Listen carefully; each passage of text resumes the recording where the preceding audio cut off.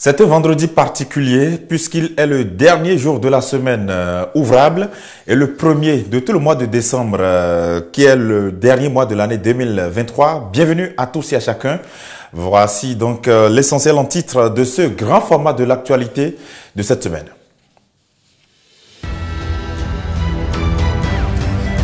Séance de questions au gouvernement à l'Assemblée nationale du Bénin. Le gouvernement a été interrogé pour dire si oui ou non l'homosexualité a été introduite dans le système éducatif béninois.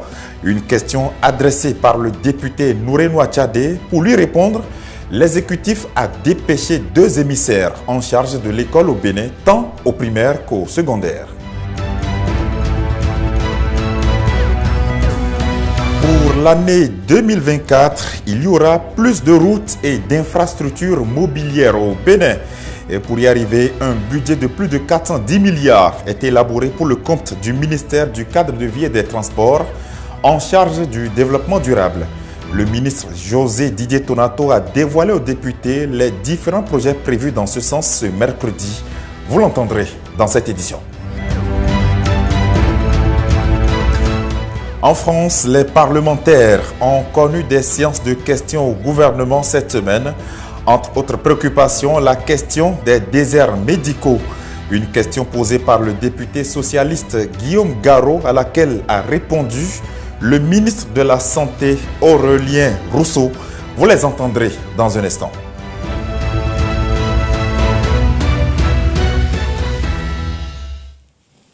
Les vendredis, nous vous rappelons ce qui a fait l'essentiel de l'actualité sur notre antenne et je vous souhaite la bienvenue dans ce grand format de l'actualité. Il y a de cela quelques années, le gouvernement faisait une opération de déplacement des populations qui occupaient illégalement certaines terres à Hulakodi et à Togbin, à Cotonou. Ce jeudi, le même gouvernement était devant la représentation nationale pour répondre à des questions relatives au sujet. Une série de questions orales avec débat posées par l'honorable Gafari Adéchokan. En face, pour y répondre, c'était le garde des Sceaux, ministre de la Justice et de la Législation. Le point de cette séance plénière avec Latif Boni. Une évaluation de la situation faite en 2012 dénombrait les ménages sinistrés de Hulakodi à plus de 600. Dans l'exécution de cette opération de relogement, les faits se déroulent entre septembre et octobre 2021. Déguerpissement et relogement des personnes occupant illégalement certaines emprises à Hulakodi. Et c'est à ce propos que le gouvernement est interrogé ce jeudi 30 novembre à l'Assemblée nationale. Pourquoi ce déguerpissement en période de pluie et en pleine année scolaire sans dédommagement ni relogement avant l'opération? Quel est le nombre exact de ménages déguerpis? Gafari Adéchokan, l'auteur de la question orale, ne s'intéresse pas qu'à la seule opération de déguerpissement. Il interroge aussi la situation domaniale à Togbin. Pourquoi ce subit regain d'intérêt pour Togbin plage et la zone 4 alors que, juste non loin, existe un vaste domaine de l'État?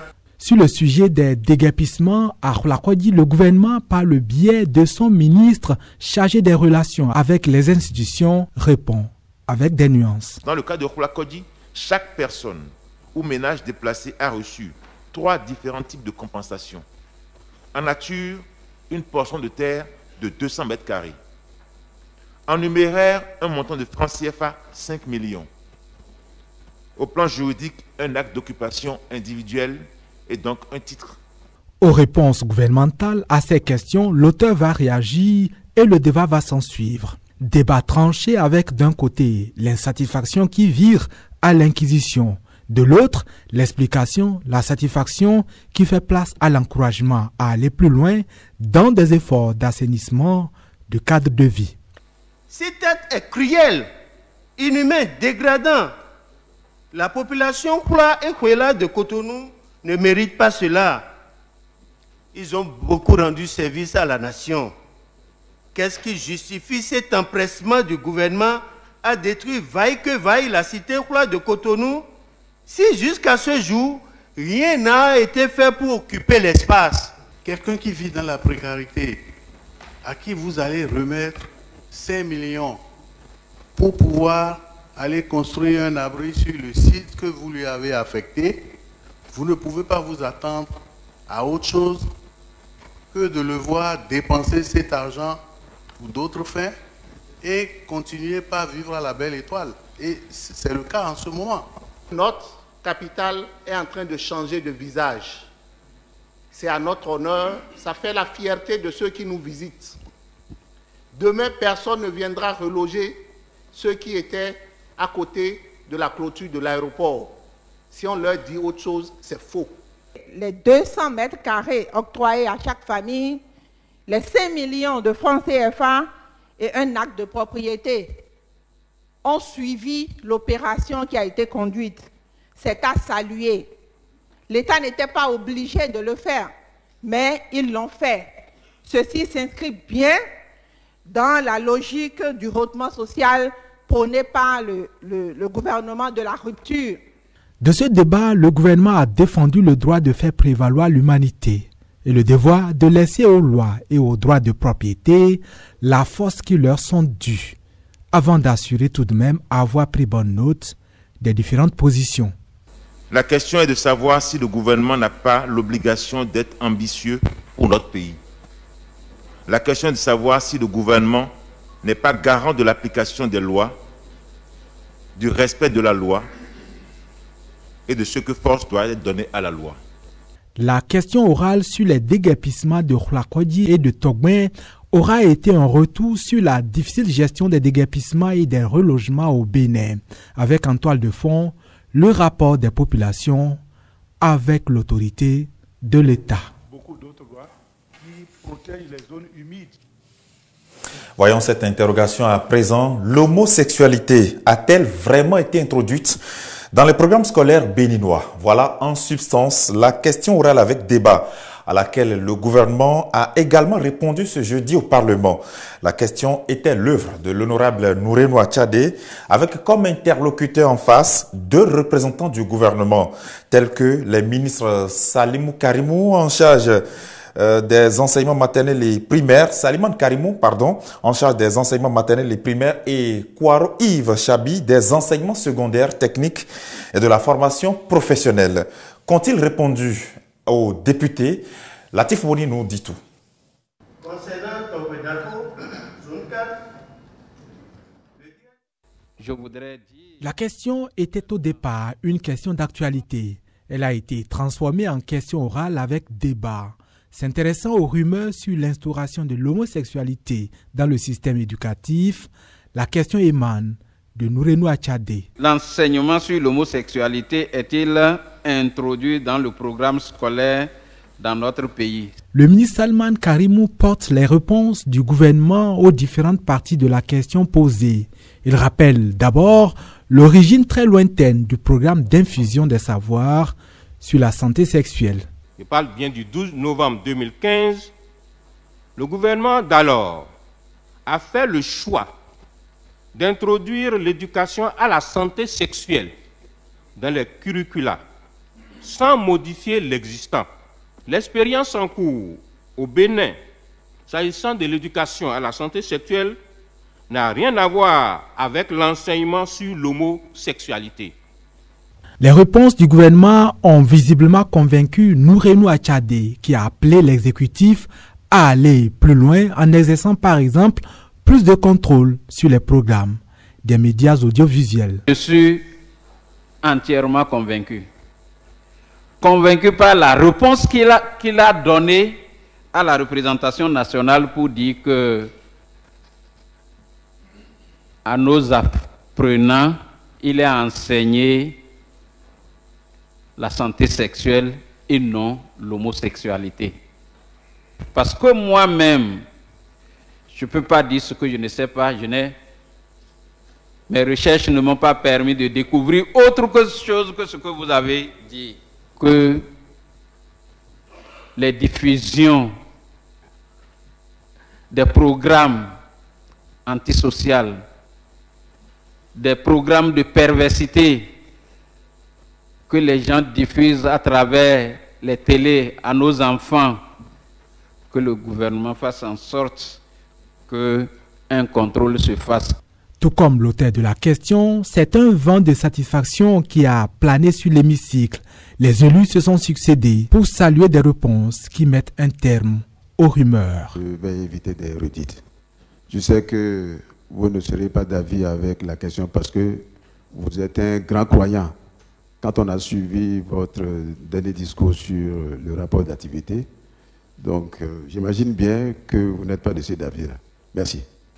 Il faut rassurer nos autorités religieuses, nos sages et notables, les gardiens de la tradition et toute la population béninoise que les représentants du peuple que nous sommes au diapason de ce qui se passe dans notre pays. Nous sommes sur la même longueur d'onde que toute la population. Et le collègue qui a posé la question parce que sûrement comme moi, il a entendu sur les réseaux sociaux ces rumeurs. Je voudrais aussi remercier l'honorable député qui a posé cette question, puisque cette question a permis au gouvernement de clarifier à la représentation nationale et au peuple béninois que l'homosexualité est une donnée qui n'est pas conforme à la référence sociale de notre pays. Par conséquent, la paix sera désormais dans les cœurs.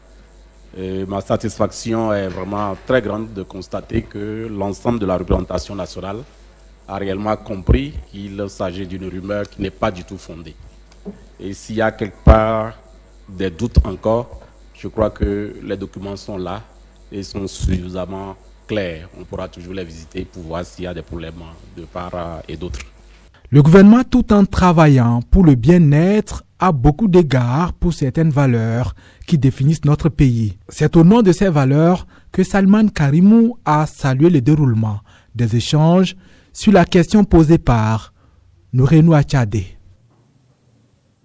Et l'autre question d'intérêt public à laquelle le gouvernement a été invité à répondre ce jeudi au Parlement est relative à la construction et à la modernisation des marchés urbains et régionaux sur l'ensemble du territoire. L'auteur de la question est le député Joël Godonou et pour lui répondre, le représentant du gouvernement était le garde des Sceaux, ministre de la Justice et de la Législation, Yvon Detchenou. Je vous propose de les écouter. Le gouvernement est invité à bien vouloir répondre à la représentation nationale aux questions ci-après. 1. Quel est le nombre exact des marchés construits à la date d'aujourd'hui? 2. Quel est le coût total des travaux de construction des 10 marchés? 3. Est-ce que le délai contractuel pour la réalisation des travaux a été respecté? Y a-t-il des travaux non achevés ou non démarrés? Sinon, quelles en sont les causes et les responsables? Selon les thèmes du contrat, quelles sont les sanctions qu'encourt la partie défaillante? 4. Comment peut-on vérifier que les avantages que devrait apporter le projet sont effectifs? Exemple, le marché de Bégamin de 570 places devrait passer à 1000 places. 5. Quelles garanties ont les anciens occupants, vendeurs et vendeuses, qu'ils seront propriétaires de l'attribution de chaque place? Et en réponse précise, la phase 1 a porté sur 19 marchés urbains et régionaux. À la date d'aujourd'hui, 13 ont été réceptionnés et sont en attente de mise en exploitation par l'ANAGEM. 6 marchés sont encore en cours de travaux en mode régie pour un achèvement prévu cette année 2023. Le coût des travaux effectués à la phase 1 est de 89,5 milliards. Il concerne donc les 19 marchés que nous avions évoqués. Le délai des travaux de la phase 1 s'étend de 2020 à 2021 n'a pas été respecté en cause les impacts lourds de la pandémie de la Covid, le conflit qui s'est suivi ensuite entre la Russie et l'Ukraine et qui a occasionné des retards dans les commandes et dans les travaux. En 2022 donc, seulement 13 marchés ont été achevés et réceptionnés. 2 entreprises en charge de 6 marchés sur les 19, donc ce premier lot, ont été défaillantes. La poursuite des travaux a été organisée en régie, c'est-à-dire en gestion contrôlée. Les 6 marchés en question sont le marché d'Arwangbo à Porte-Nouveau, le marché de Kouokodji, le marché de Rondjoro à Abomey, le marché de Guéma à Parakou, le marché de Djougou et le pavillon de Kwaou à Ouida. Alors, la mise en exploitation des marchés démontrera les avantages d'un espace de commerce complètement assaini, couvert avec les commodités sanitaires de locaux adéquats comme l'infirmerie, les salles polyvalentes et plusieurs nouveaux aspects par rapport au marché existant. Quel est le montant fixé pour l'attribution de chaque place? Ce montant sera fixé compte tenu des études en cours par l'ANAGEM. Quel est le mode de gestion des digues marchés? La gestion est sous la tutelle de l'ANAGEM et l'ANAGEM pourra, dès que les études seront terminées, dire très clairement quel est le mode de gestion qui sera mis en place. Et dans cette même dynamique, le gouvernement ambitionne de continuer son œuvre en matière de construction d'infrastructures de toute nature tout au long de l'année 2024. Pour ce faire, le ministère du cadre de vie et des transports, en charge du développement durable, aura besoin d'un budget d'un montant de plus de 410 milliards de nos francs CFA. Le ministre en charge de ce département ministériel a présenté aux députés le contenu de ce projet de budget ce mercredi. Je vous invite à écouter le ministre José Didier Tonato à sa sortie des travaux. Le budget du ministère du cadre de vie et des transports en charge du développement durable est de 410 milliards pour l'exercice 2024. C'est un budget qui est en accroissement de 10%. En 2023, nous étions à 375 milliards pour les deux anciens ministères du cadre de vie et des transports. Donc c'est un budget qui est constitué de 96% de dépenses en capital et donc environ 4% de dépenses ordinaires. Sur les domaines qui sont les nôtres et que vous connaissez très bien, le domaine de l'environnement, du climat, de la gestion des ressources naturelles, le domaine du développement urbain et de l'aménagement du territoire, le domaine de l'habitat et de la construction et enfin le domaine des infrastructures du transport. Les gens se sont étonnés un peu du fait que l'accroissement soit relativement faible, 10% de 2023 à 2024, mais ce n'est pas si faible que ça quand on voit la progression globale de l'ensemble du budget.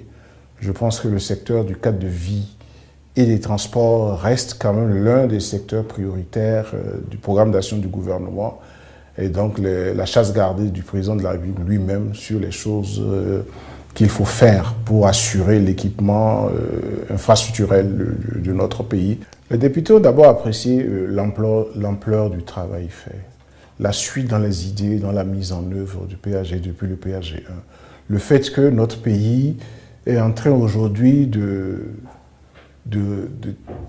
traiter la fracture en matière d'équipement, le gap que nous avons avec les autres pays de la sous-région et avec le monde en termes d'infrastructure et de qualité du cadre de vie traité de façon intensive et ça a beaucoup été apprécié des honorables députés.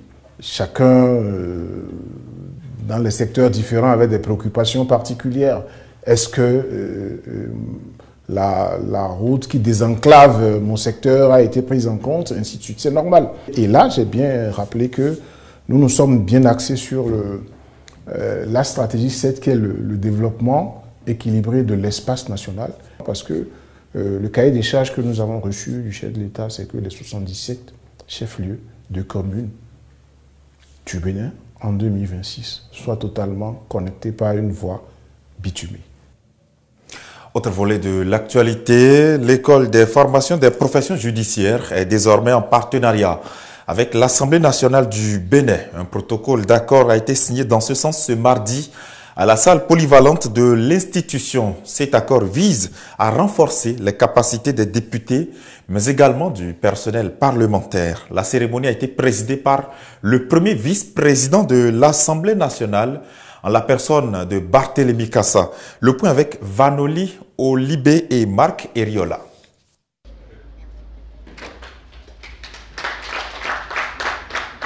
L'accord cadre entre l'Assemblée nationale et l'École de formation des professions judiciaires est acté. L'alliance entre les deux institutions a pour but un partenariat stratégique destiné à développer et à exécuter des formations et des collaborations dans des domaines jugés opportuns par les deux entités.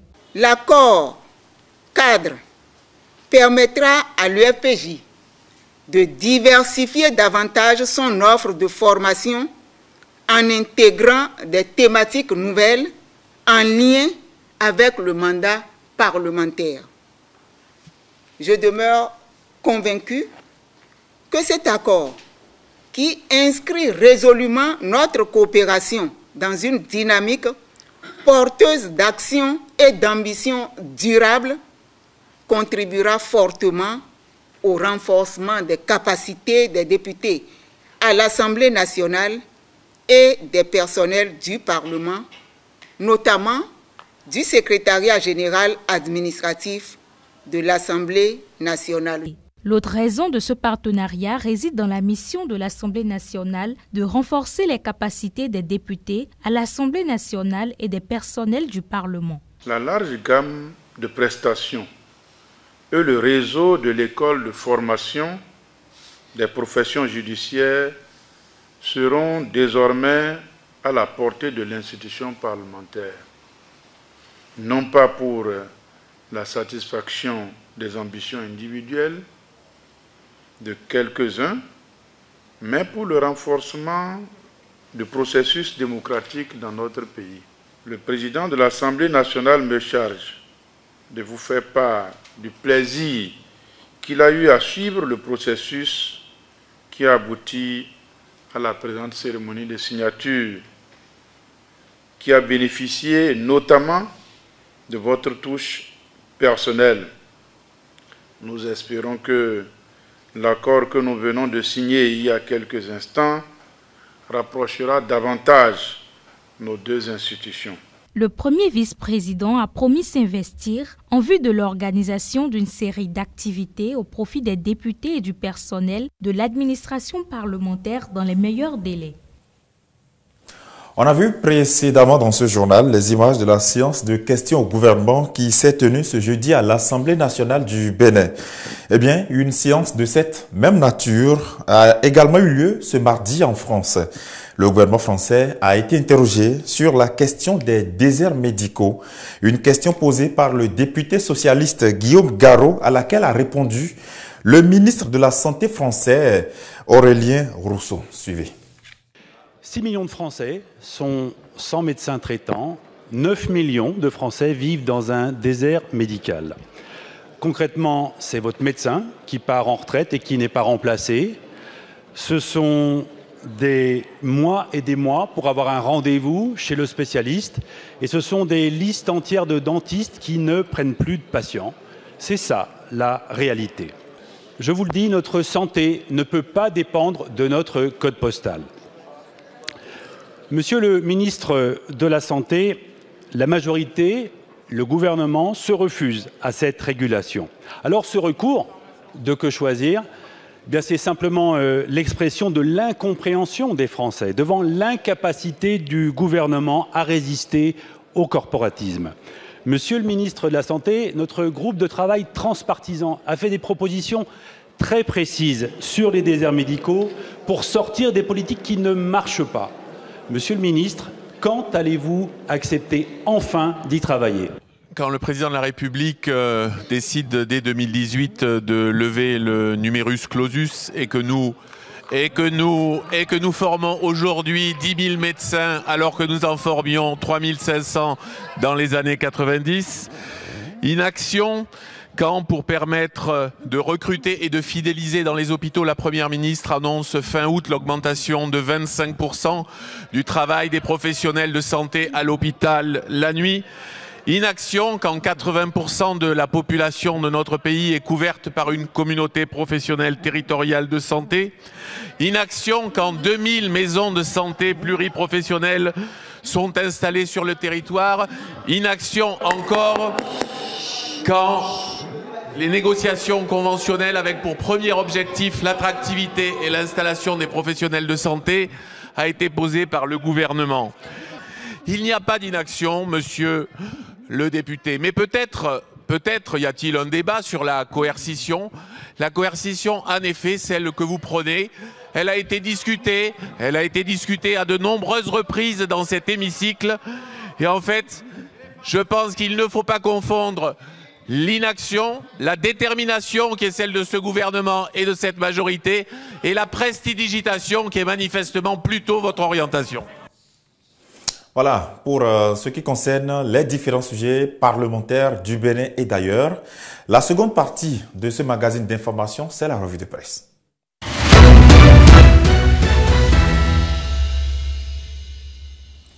Dans leur dernière livraison de cette semaine, les journaux sont revenus sur la séance plénière qui s'est déroulée ce jeudi au Parlement béninois.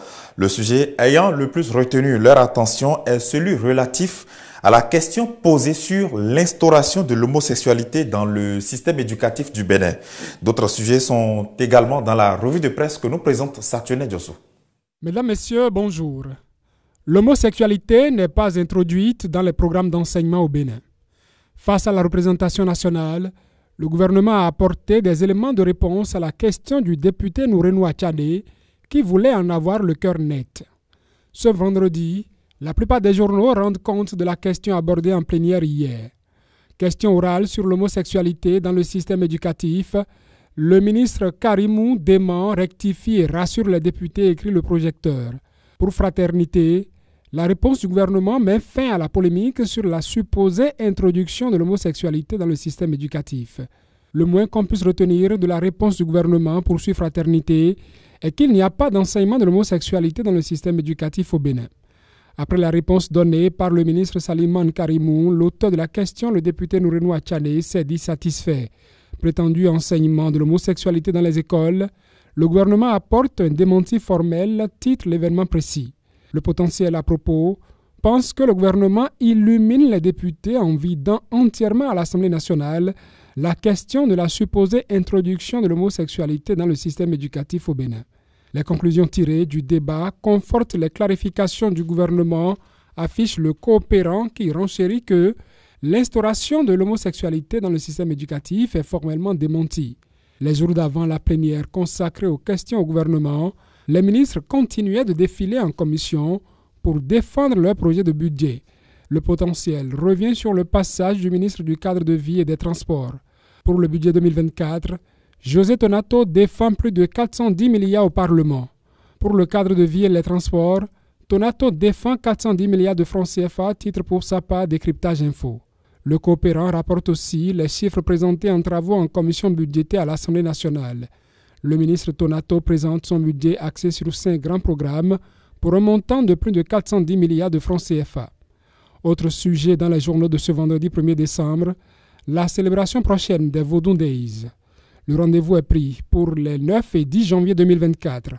Fraternité rend compte de la sortie médiatique du ministre du Tourisme, des Arts et de la Culture, au cours de laquelle des atouts pour vendre le Bénin au monde à l'occasion des Vodou Days ont été exposés.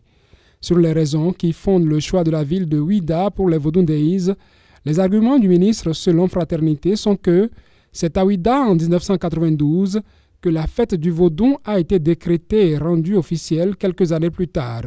Redonner à Ouida cette place n'est qu'un choix pour les solennités et pour la labellisation au niveau international. Au Sénégal, on vend Gorée, en Italie, c'est Venise.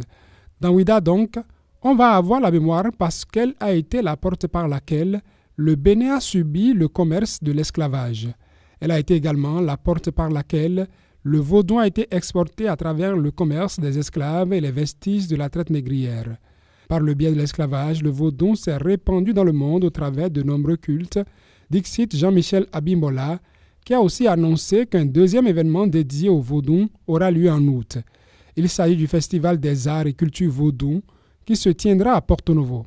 Abimbola dévoile les spécificités du Vodou Days, les raisons de l'appellation Vodou Days clairement expliquées, 2 jours pour célébrer l'art, la culture et la spiritualité vaudou. Le 10 janvier, fête de Vaudou sera toujours fériée et célébrée dans tout le Bénin. Les Vodou Days ne remplacent en aucun moment la fête du 10 janvier, martèle Jean-Michel Abimbola, informe par ailleurs l'événement précis. Fin de cette revue de presse. Bon week-end et excellent mois de décembre. Voilà, ce sera tout pour ce grand format de l'actualité sur Télé Hémicycle, la télévision parlementaire du Bénin. Merci de nous avoir suivis. Passez un excellent week-end et à très bientôt.